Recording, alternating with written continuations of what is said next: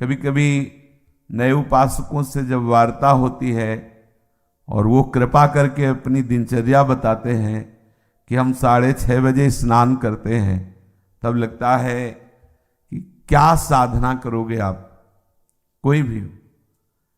अच्छा, जो गृहस्थ धर्म से युक्त है, बहुत से उनकी सेवाएं हैं गृहस्थी की, चलो अगर वो तो उनकी और भी आश्रय है सेवाएं।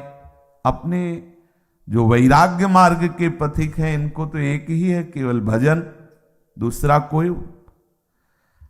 अगर आप किसी भी तरह प्रमाद स्थिति करते हैं और 6:30 बजे तक सोते हैं तो संशय है आपके ब्रह्मचर्य पर, नहीं रह सकते ब्रह्मचर्य। जो शास्त्र और शास्त्रवेत्ता महापुरुषों ने अनुभव किया है, 4 से और 6 बजे के बीच में जो शयन करता है, ब्रह्मचारी हो ही नहीं सकता, ब्रह्मचर्य रह ही नहीं सकता। या तो वो 2 बजे 3 बजे तक भजन किया हो, पूरी रात जग के फिर सोया हो तो चलेगा, वो भजन का आवेश संभालेगा। ये ब्रह्म मुहूर्त का समय और उपासक शयन करे, बहुत बड़ी हानि है। मान लीजिए खूब सत्संग सुनते हैं आप सब जन और बहुत कृपा है आपके ऊपर, लेकिन परिवर्तन नहीं हो रहा भाई। अगर आप 6:30 बजे, तो अच्छा नहीं, बिल्कुल अच्छा नहीं, बिल्कुल अच्छा नहीं। ये दिनचर्या तो बिल्कुल ठीक नहीं है। आप लोग सावधान हो, जो भी हो सावधान हो जाइए। ये बिल्कुल आपके जीवन के लिए घातक दिनचर्या है। 2 बजे बहुत उत्तम है उठना, पर नहीं तो 3 बजे, आखिरी 4 बजे। साधक होके 4 बजे के बाद शयन कर रहा है, मुझे तो नहीं लगता, किसी भी स्थिति में नहीं। हमें लगता है कि दवा खवा दी जाए तो नहीं कहते, नहीं तो किसी भी स्थिति में कोई बीमारी, कोई भी ऐसा रोग अपना प्रभाव नहीं रखता जो दिनचर्या को बाधित कर दे। ये देखा है, ये केवल प्रवचन नहीं, देखा है, जीवन को देखा है। कुछ भी दिनचर्या में अपार सामर्थ्य देखा, अभ्यास में अपार सामर्थ्य है। देखो, सामने पट्टी बंधवा दी गई और धनुष बाण ले लिया और शब्द दूर किया जा रहा है अन्य दिशा में, शब्द वेधी बाण संचार। अभ्यास देखो, आंख में पट्टी बंधी हुई है, शब्द किस दिशा से हो रहा है, एक श्रवणेंद्र से देखना है और बाण वहीं संधान करना जहां से शब्द निकला है। अभ्यास देखो, अभ्यास का प्रभाव देखो, कितने से चमत्कार अभ्यास में लौकिक, और आप परमार्थ के पथिक, और आपका यह अभ्यास कि आप उठे और फिर सो गए।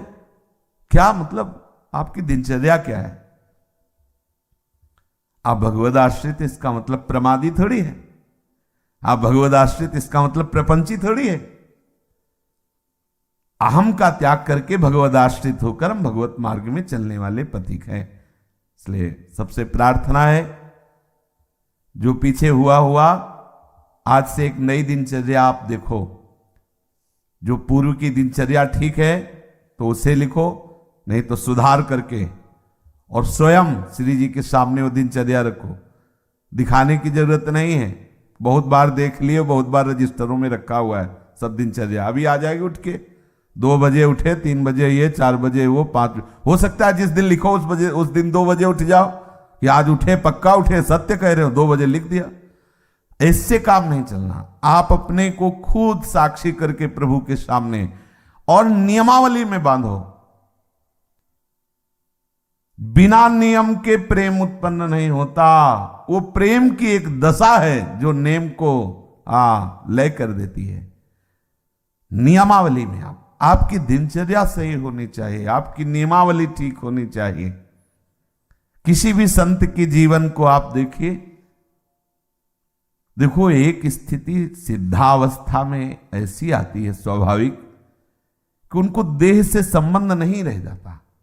अब उनकी बात अलग, आपकी अवस्था और उनकी बीच सत्संग में हुक्का मांग करके परमहंस जी, रामकृष्ण परमहंस जी कभी पकोड़ा मांगते, कभी, अब उनका हम अनुसरण थोड़ी करेंगे इस बात में कि भाई धरो हुक्का, रुको और हम पी रहे।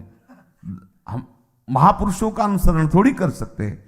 महापुरुष किस दशा में, किस स्थिति में, उनके जो नियमावली उपदेश है वो कहीं नहीं बोले उपदेश में कि हुक्का पियो, नहीं बोले। तो जो उपदेश बोले वो हमें आचरण में उतारने। हम क्या करते हैं, सीधे महापुरुष व्यास भरोसे कुंवर के, सीधे वो जो इस स्थिति में है ना, बस केवल इतना ही पकड़ते हैं, काहू के बल भजन को, इसलिए भजन नहीं करना, काहू के आचार इसलिए आचार नहीं करना। मतलब जितेंद्रिय रात, पवित्रता और ये सब। क्या पवित्रता, गुरुजी ने कहा है थैली है मल की, क्या पवित्रता हाँ उसमें क्या सुना है नहीं प्रवचन में, आचार गए और जितेंद्रियता आदि नहीं। और व्यास भरोसे ये बात आई, सोवत पाव पसार। तो 6:30 बजे इसलिए जगना पड़ेगा कि 7 बजे 7:15 बजे सत्संग में आना है, वो आ जाते हैं तो जल्दी जल्दी तिलक लग, जय गुरुदेव, जय महाराज, हाँ जय हो महाराज, वाह वाह वाह हाँ क्या सत्संग में हो रहा है भाई। बहुत जीवन कीमती है। अभी कल ही पता चला कि कोई बहुत प्रियजन है, उनके यहाँ कैंसर हुआ। अब क्या दशा, ना भोजन सही पा सकते हो ना कुछ, और ये कैंसर आदि ऐसी बीमारियां हैं कि अभी तक जितने हमारे दर्शन में आए, एक आध बात अलग, उन सबको श्री जी ने जल्दी बुला लिया, जितने भी दृष्टि में आए। तो हम तो अमरौती खा के थोड़ी आए हैं, कोई न कोई व्याधि मंदिर है, कब देवता का पर्दा हट जाए, जैसे बहुत मंदिर में सब देवता होते ना, ऐसे शरीरम व्याधि मंदिरम, पुजारी कब पर्दा हटा दे, कौन सा, बोले अब कैंसर देवता आ गए, होश उड़ जाएंगे भैया। देखो तुम्हें अभी रिपोर्ट में बता दी जाए तुम्हारी किडनी खराब थी, देखो क्या होता है तुम्हारा। अगर डिप्रेशन में ना पहुंच जाओ तो बताना, ब्लड प्रेशर अपने आप उछाल मारने लगेगा, क्योंकि चिंतन, आज तुम स्वस्थ हो तो प्रमाद करते हो, और कल प्रमाद करने का अवसर नहीं रहेगा, अवसर ही नहीं रहेगा। अनन्य चिंतन रोग का होने लगेगा। अगर भगवदाकार वृत्ति नहीं हुई तो आप ये मत समझो मृत्यु कोई खिलवाड़ नहीं है। मृत्यु का संदेश सुनकर अच्छे के जमीन खिसक जाती है, होश खराब हो जाते हैं। कैंसर, अब न रात में नींद न दिन में चैन, अनन्य चिंतन उसी का शुरू। अब क्या करें, घबराहट, थोड़ी थोड़ी देर में मरना है तो जो दुकान मकान पति पुत्र परिवार जितना सब भाई वो सब काटने दौड़ता है, ये सब छूट जाएगा। भजन कोई साधारण वस्तु है। इसलिए भर्तृहरि जी महाराज कह रहे हैं, यावत स्वस्थ वेदम गृहम कलेवरम यावत च दूरे जरा। जब तक बुढ़ापा दूर है, जब तक तुम्हारे शरीर में रोग कोई नहीं हो जा रहा, होगा ऐसा थोड़ी कि तुम कोई लिखवा के लायो कि नहीं होगा। जब ऐसे परमहंस को कैंसर हो सकता है, रामकृष्ण परमहंस जी को, पूज्य भाई जी के उदर में कैंसर हो सकता है, वो फिर अपने लोग तो अधिकारी ही है इस दंड के, अपने लोग तो अधिकारी न जाने कितने। इन भजनानंदी महापुरुषों के शरीर में ऐसी व्याधियां हो सकती है, तो अपने लोगों को तो पूरा रजिस्टर रखा हुआ है। सावधान हो जाइए, प्रमाद मत कीजिए, बहुत बढ़िया अवसर आपको मिला है। भगवत चरणारविंद का आश्रय और सतत जप, ये बिल्कुल खुली दो बातें हैं, ज्यादा इनमें समझने की जरूरत नहीं। अंदर से भगवत आश्रय और जिह्वा से जप, राधा वल्लभ श्री हरिवंश श्री हरिवंश। क्या जाता है भैया, अगर रोज का रोज शाम के हिसाब आपको ना दिखाई दे तो बताना, रोज आपको वैराग्य बढ़ा नजर आएगा, आपको नजर आएगा, अरुचि होने लगे। सच्ची कहते हैं भजन का प्रभाव, ये तो भगवत कृपा से भगवत चर्चा हो रही नहीं। 1 मिनट के लिए अंदर से मन राजी नहीं, ये जो हो रहा है 1 मिनट के लिए राजी नहीं कि अब ये सब, बस यही लगता है चुप किसी से मिलो मत, बंद करके दरवाजा अपने कमरे का, बस एकाकार वृत्ति। कब शरीर किस दशा को पहुंच जाए, बेकार काहे को बहिर्मुखता में फैल रहे हो, शांत। इसका फल है तदाकार वृत्ति में डूबना। और आपको बढ़िया अवसर मिला है, कोई जिम्मेवारी नहीं। देखो आप सत्संग सुन रहे हो, आप नाम जप कर सकते हो, नाम में ध्यान लगाए हुए श्रवणेन्द्रिय से सुनो, देखो बढ़िया आपकी समाधि अवस्था जा रही। सत्संग क्या है, एक समाधि अवस्था में डुबोने का बहुत बढ़िया, मतलब 1 घंटा 1.5 घंटा चर्चा हो रही, श्रवणेन्द्रिय के लिए कहीं अन्य जाने की जगह नहीं, और अंदर से आप नामाकार वृत्ति, मंत्राकार वृत्ति, बड़ा आनंद का विषय है। अगर हम भजन छोड़ दिए बाह्य में ही समय व्यतीत किए तो बाह्यकरण से आप सेवाएं करते रहो, बाह्यकरण से दिनचर्या करते रहो, अंतःकरण विषय चिंतन कर रहा है तो आनंद बाह्यकरण को होना है कि अंतःकरण को? समझना, जरा सूक्ष्मता से समझना, परिवर्तन किसका होना है? अंतःकरण का। बाह्यकरण का तो देखो 2 मिनट में परिवर्तन सब, लेकिन अंतःकरण का परिवर्तन चिंतन से होता है, भजन से होता है। बड़े बड़े हम संत महापुरुषों के समीप रहने वालों को देखा है, अंतर में भजन नहीं तो दीपक तले अंधेला पाया गया है, दीपक तले अंधेला पाया। बहुत अच्छी बात समझ, बहुत घुस के तमाशा देखा है अंतर और बाहर में। भजन नहीं तो बड़े बड़े भजनानंदी महापुरुषों के समीप रहने वाले बड़ा प्रपंच का नाटक देखा गया है। वो महापुरुष तो आनंदित रहते हैं क्योंकि उनके लिए तो एक ऐसी स्थिति है प्राप्त हो गई जहां प्रपंच का स्पर्श नहीं है और उनके प्रभाव से बाहरी व्यवहार सामग्रियों की खूब बहुतायत होती है, तो नीचे भजन का मतलब नहीं रह जाता कि भजन क्या है, बस वो सम्मान और विषय आदि का सेवन। क्योंकि महापुरुषों का प्रभाव सम्मान दिलाता है, महापुरुषों का प्रताप वो वस्तुएं जो विषय संबंधी सेवन में आती, अच्छी से अच्छी वस्तुएं, होता क्या है, अंतःकरण मलिन हो जाता है। इतने बड़े महापुरुष के समीप रहते हुए अंतःकरण और इतना मलिन हो जाता है को महापुरुषों पर भी अपराध कर बैठता है। जिनके प्रताप से पोषित होता है वो वहीं अपराध कर बैठता है। इसलिए प्रधान बात है अंतर में आपका साधन चलना चाहिए, अंतःकरण आपका भगवत चिंतन में रहे। खुली बात समझ लीजिए, बाह्यकरण से बाह्य पवित्रता होती है, अंतःकरण से अंतःकरण की पवित्रता होती है। बाह्यकरण और अंतःकरण दोनों भागवतिक हो जाए तो स्वभाव का परिवर्तन हो जाता है, स्वभाव का परिवर्तन होता है तो स्वरूप का अनुभव हो जाता है। जो हमारा सखा भाव, गोपी भाव, सहचरी भाव का भाव स्वरूप है उसकी प्राप्ति हो जाती है। इसलिए भैया चूको मत, बहुत बढ़िया अवसर, बड़ा घबराहट का विषय है। जब ये शरीर पीड़ा से युक्त होता है तो केवल प्रभु ही ऐसे जो हमें बचा सकते हैं, नहीं तो जब शरीर स्वस्थ होता है तो अहंकार देवता अपना नाटक करवाते रहते हैं और जब अस्वस्थ हो जाता है तो मनी राम उसी अस्वस्थता का चिंतन, बड़ा क्लेश में है। और इस संसार से मुक्त हो जाइए। अगर आप सोच रहे हो तो दिन प्रतिदिन ऐसा भयावह संसार का स्वरूप आएगा, पूछो मत। इससे मुक्त होना ही अब एक उपाय रह गया है।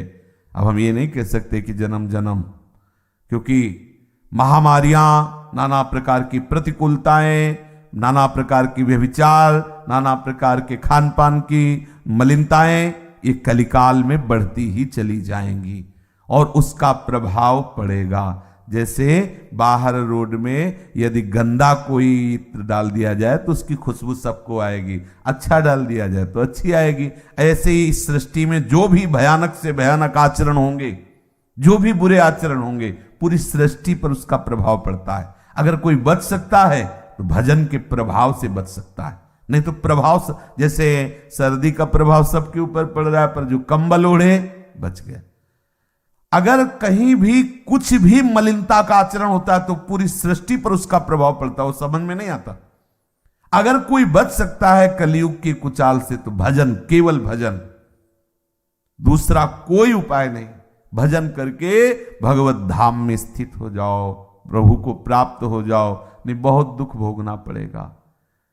अभी प्रमादी मन है तो देख लेंगे, अरे देख लेंगे, होश खराब हो जाते हैं, मृत्यु सुखद लगने लगती है, ऐसे ऐसे कष्ट आते हैं कि वो चाहता कि मुझे कोई मार दो।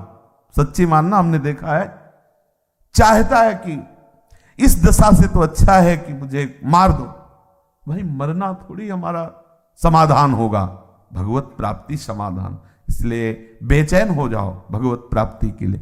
प्रेम की चलो बड़ी ऊंची बात है, लेकिन इतना तो रख लो कि अब प्रभु मुक्त करो इस नरक से, ये नाना प्रकार के क्लेशों से। कितने बंधे इस शरीर में। अरे आप देखो, ज्ञान की बातें चाहे जितनी करो, जब इसकी रिपोर्ट आती है ना तो एक बार चेहरा गिर जाता है किसी का भी हो, जब हाथ में बताई जाती है रिपोर्ट की ये है, एक बार ऐसे क्रिएटिनिन और पोटेशियम, अब डायलिसिस शुरू होगा। हाँ, एक बार तो फिर वो, अरे हम कोई शरीर है क्या, वो जब चिंतन, तब फिर आनंद की अच्छे अच्छे को। एक बार जब प्रलंबासुर ले गया ना बलराम जी को, तो एक बार वो भी उदास हो गए थे, फिर उनको स्वरूप को फिर घूसा मारा।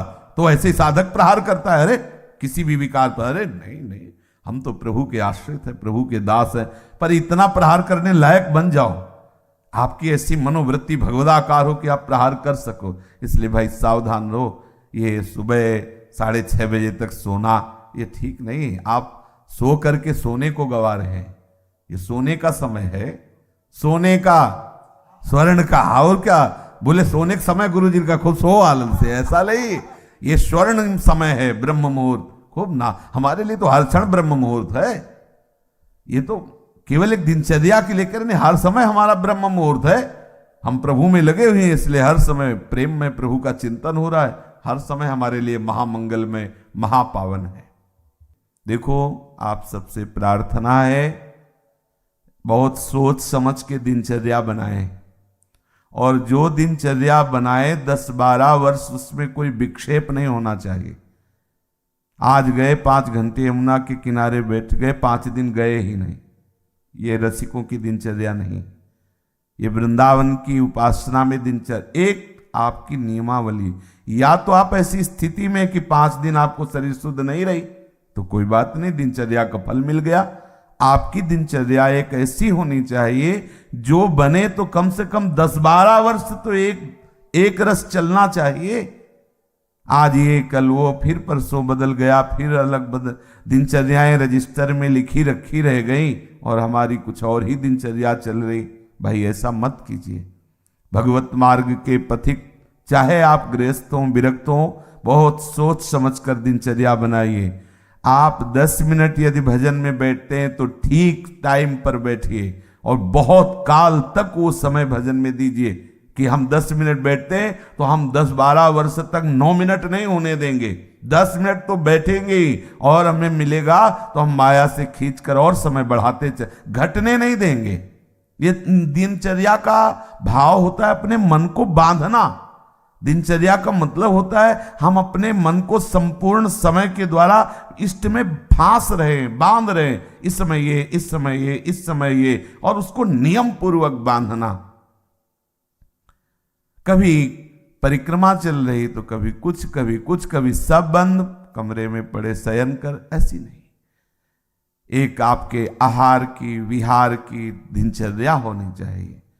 बहुत अच्छा आहार मिल जाए तो भी एक संयमित, जो आपने आहार नियम लिया उससे ज्यादा नहीं होना चाहिए। ना मिले उस समय के बाद, आपको सच्ची बताए, यदि आपकी दिनचर्या सही है तो समय के बाद आहार करने की इच्छा ही खत्म हो जाती है। अगर आपका समय कि इस समय से इस समय तक आप प्रसाद लेते हैं, अगर नहीं मिले तो उसका चिंतन खत्म, उसकी इच्छा ही खत्म। अब अगले टाइम जब पाते हैं तब फिर आए। बहुत बड़ा नियम में बल होता है। बिना घड़ी के अपने आप नेत्र खुल जाना, दोबारा आलस्य ना आना, शरीर में एक नई स्फूर्ति, अभ्यास में बहुत बड़ी ताकत होती है। अपने लोगों का अभ्यास ही दृढ़ नहीं हो रहा है, नियमावली ही ठीक से नहीं बन रही। दिनचर्या में पता होना चाहिए, ये इस समय तो वो सत्संग में मिलेंगे, इस समय वो परिक्रमा में होंगे, इस समय वो जप में बैठे होंगे, उनका समय है जप का, इस समय तो मौन होंगे, वो बोलेंगे नहीं। साधु की दिनचर्या होती। हमारी क्या दिनचर्या है, इस पर ध्यान दीजिए। एक बार आप ही दिनचर्या बना लीजिए और उसे 10-12 वर्ष तक चलाइए। यह तेरे दिनचर्या बदलिएगा नहीं। माना भागवतिक है, लेकिन इससे मन संयमित नहीं होगा, इससे मन एक रस में नहीं आएगा, और एक रस नहीं हुआ तो फिर जीवत्व बाधा पहुंचाता रहेगा। ये जो जीवत्व है, काम क्रोध लोभ आदि, ये सब फिर परेशान करते रहे, प्रमाद स्थितियां आती रहेंगी। एक रस में बहुत बड़ा बल। जब बुखार और ये सब परेशानियां शरीर में आती तो भी दिनचर्या बाधित नहीं होती। जो अच्छे साधक होते हैं, जिस समय स्नान उसी समय स्नान, जिस समय अपने आप इतना सामर्थ्य होती है। कहीं भी चमत्कार प्रकट हुआ है तो एक जो दिनचर्या पकड़ी गई, दिनचर्या देखो। पूज्य श्री सनातन जी वयोवृद्ध हो गए हैं, परिक्रमा को रोज जाते हैं गिरिराज जी की। गिरिराज जी को पीड़ा होती है उनकी परिक्रमा से कि इतने वयोवृद्ध नंगे पैर। प्रकट हुए श्री लालजू महाराज ठाकुर जी, वो कह रहे हैं कि बाबा अब तुम परिक्रमा मत आया करो, हमारे लिए ही तो सब करते हो, हम बहुत प्रसन्न हैं, वहीं वृंदावन में आप भजन करो। हाँ ठीक है प्रभु। दूसरे दिन फिर पहुंच गए, बोले बाबा मना किया, बोले प्रभु रह नहीं पाते। ये दिनचर्या क्या करती, आपका अभ्यास ऐसा दृढ़ करती कि इष्ट मना कर रहा है लेकिन रह नहीं पाते। परिणाम क्या हुआ, आज भी उनकी दिनचर्या ने हमको एक बहुत बड़ी सिद्धि दे दी। आज भी आप दर्शन कर सकते हो राधा दामोदर में बंसी का, लकुट का, श्री चरण का, गाय के खुर का चिन्ह हो, गिरिराज जी की शिला आज भी हो। सनातन जी की एक नियमावली ने आज हम सब भक्तों को दुर्लभ वस्तु है, दुर्लभ वस्तु है। भगवत चरणारविंद के चिन्ह, लकुट के चिन्ह, बंसी के चिन्ह, गाय के खुर के चिन्ह प्रभु ने स्वयं दे और बोले शिला की परिक्रमा कर लेना। ये 4 परिक्रमा का आपको 4 परिक्रमा कर लो तो परिक्रमा गिरिराज जी की पूरी हो गई। नियमावली 24 घंटे में ऐसी सहज दिनचर्या आप अपनी खुद बना लीजिए जो आप बहुत काल तक निर्वाह कर सके। यमुना तट अगर हमारा जाना हुआ तो यमुना तट, बहुत मन हुआ तो नागरीदास जी करें गोवर्धन गिरिराज जी, और बैठो राधा कुंड, देखा है, अनुभव किया है, एक अलौकिक मतलब आकर्षण राधा कुंड में देखा है। सुबह सुबह जैसे चुपचाप कभी गए हैं और एकदम बैठ गए तो एक अलौकिक आकर्षण, एक दिव्य आकर्षण, एक भजन में एक दिव्य उन्माद। आसपास बड़े बड़े भजनानंदी महात्मा रहते हैं और श्री जी का वो नित्य स्थल राधा कुंड संपूर्ण ब्रज महिमा में, पर कहीं कहीं प्रभु विशेष अपनी लीला प्रकाशित किए।